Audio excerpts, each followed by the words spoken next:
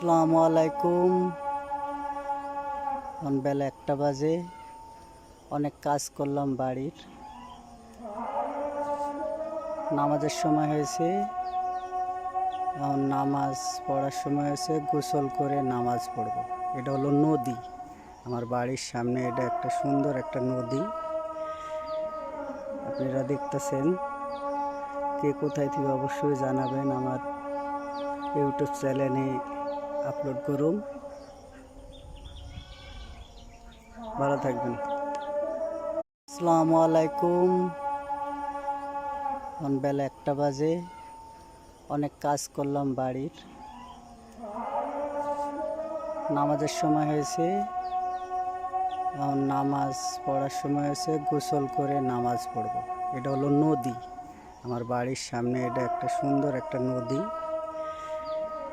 আপনারা দেখতেছেন।